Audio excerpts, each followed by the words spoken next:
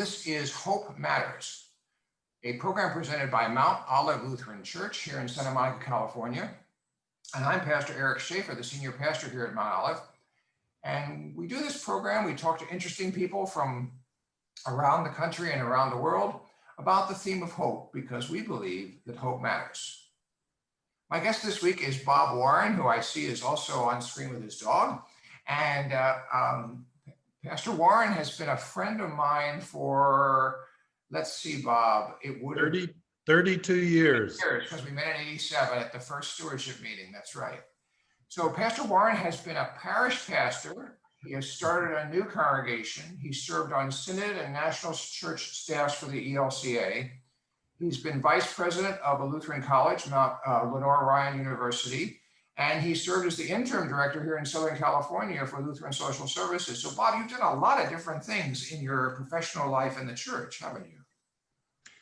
I'm still trying to figure out what I'm going to do when I grow up. Me too. It's a baby boomer problem, isn't it? So Bob, when you think back at those places, the congregations, the synod work, the national work, the college, the social service, can you name a favorite or several favorites? Or what was it about any of those that really got your juices going and made you really happy?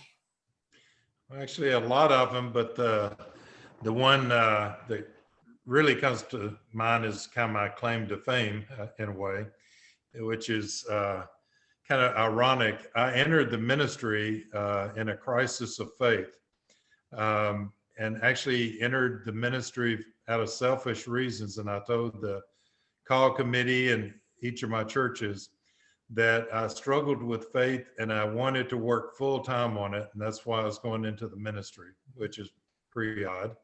And then I used sermons to work out my faith, like the Bible verse, what some people have faith like a child. I never had that. Mine was more like I work out my salvation with fear and trembling. So I was always in the fear and trembling camp. But I went to a little failed mission church of 12 people in a little town in Georgia, where I knocked on 3,000 doors and found one Lutheran. And they said that they had a bad experience and they would not come to my church. And the rest of the 3,000 people had never heard of the Lutheran Church. I don't think, this little town. Anyway, to make a long story short, the church ended up growing in worship from 30 to 600 people in 2 years. And I was told it was the fastest growing Lutheran church in America in this little town in Georgia. And here, the reason for it was not me, because I really didn't even want to be a pastor. I was struggling with my own faith. I didn't like being a pastor. I can't sing worth a nickel. I can't chant. I don't like praying in public. I never liked preaching. And this church grew. We took in 30 to 60 new members a month. And it was all because I got out of the way. My change in ministry was where it says that we're to make disciples. And I realized I had not been making disciples, I'd just been getting members. And I started making disciples to the point that I even sat in the pew on Sunday morning with parishioners preaching. So I had a guy that really could chant well, chanting the service. Had a lady who hadn't been to church in 20 years that on a visit, she said she liked praying.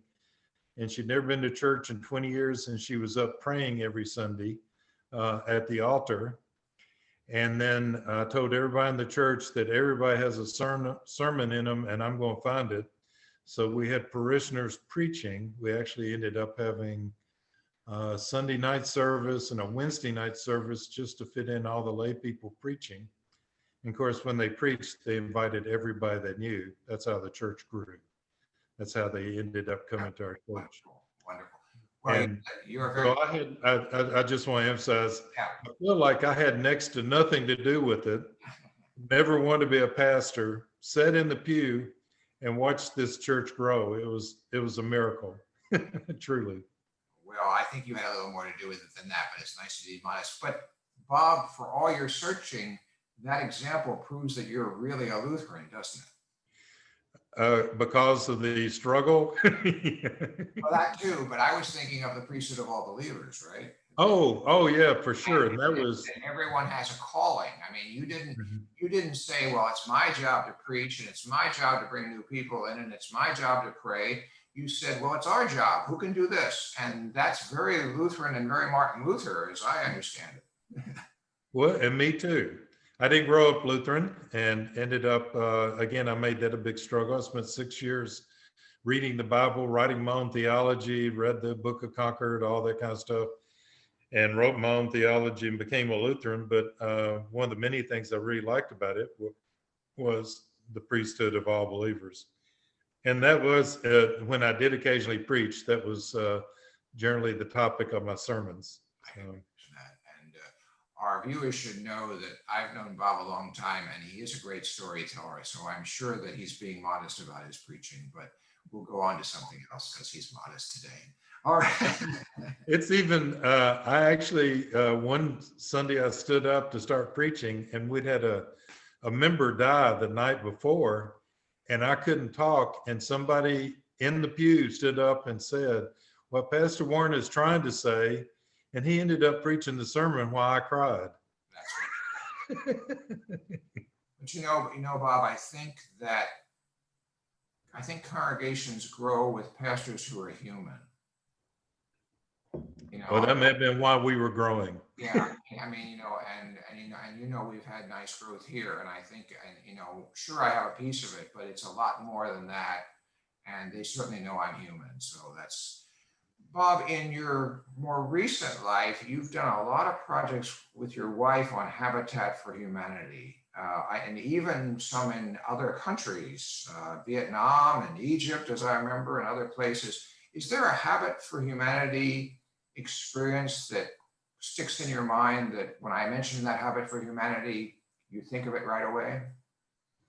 Oh, there's so many.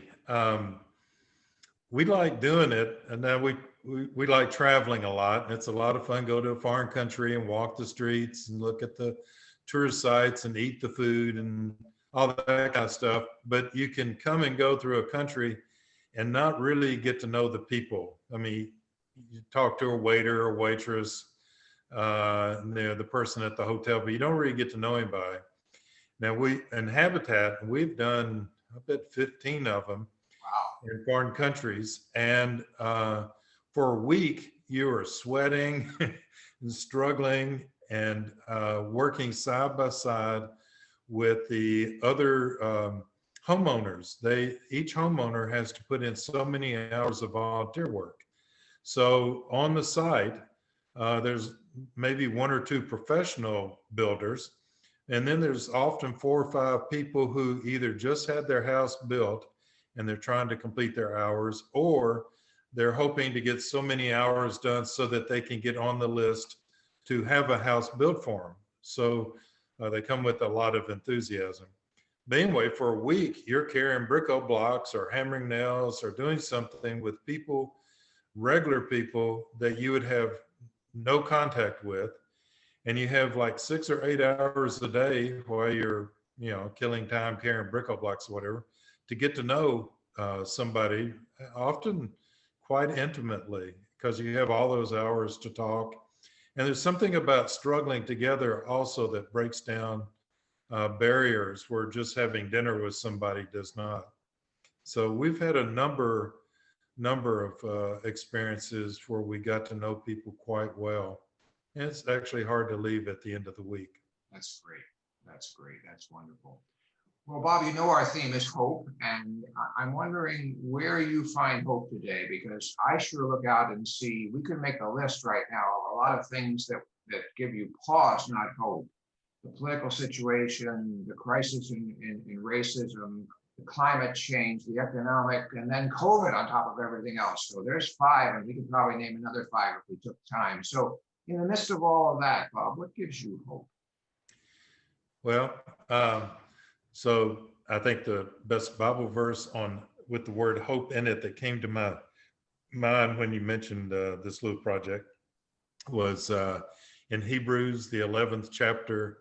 And I think I'm remembering from the Revised Standard that faith is the assurance of things hoped for.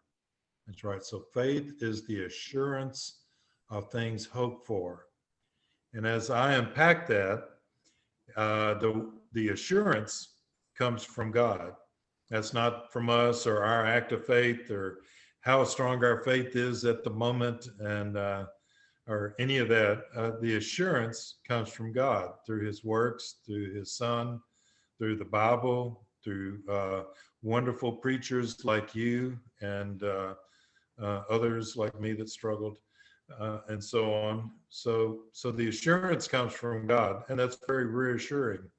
And the hope, well, we have plenty of hope. That's human nature is hope, I think. So we just hang on God's assurance, and therein lies our hope. That's wonderful, Bob. Well, gee, is there anything else we should talk about today? We've covered some big items here. I really appreciate this time together with you today. And, Bob, as you look at the next, what are you looking forward to? What gets you up in the morning? What excites you about life these days? Well, that's interesting. Well, I get up, I'm trying to deal with some of the issues that you mentioned, like particularly racism, through Odyssey Networks, as it used to be called, which makes documentaries related to racism for TV and such. And that I've actually had 3 board-related meetings this week, and I'm the money man, so trying to figure out all the money stuff. So anyway, that gets me up and gets me going, and hopeful that we'll have some impact and have some impact on racism and inequality in America. That's great, Bob. I believe the new website is odysseyimpact.org. Is that correct? Yeah, we change the name about once a year to make it confusing, but it is Odyssey Impact at the moment. Now, when you were vice president, it was Odyssey Networks. That's why. It was Faith and Values, and it was Vision, and it was the Hallmark Channel. It's had a few names over time, Yes. but its focus has always been on bringing faith to the issues of the day. Yes, that's right, and I'm proud to be a part of it. I was happy that I agreed to it, so there we are. All right, well, thank you very much for being with us today, Bob. Our guest in Hope Matters today is Pastor Bob Warren, who is a man of many experiences and many talents, as I've discovered over the years, and been a friend of mine for, as we just said, 33 years, since we both were on the stewardship staff of the Evangelical Lutheran Church in America when the church began some 33 years ago. So, Bob, thank you for being with us. We really appreciate you taking the time today. It was less embarrassing than I thought it might be. Thank you. All right, this is Hope Matters, a production of Mount Olive Lutheran Church here in Santa Monica, California. I'm Pastor Eric Shafer, the senior pastor at Mount Olive. We believe that hope matters, and we believe we have a God of hope. Thank you for joining us.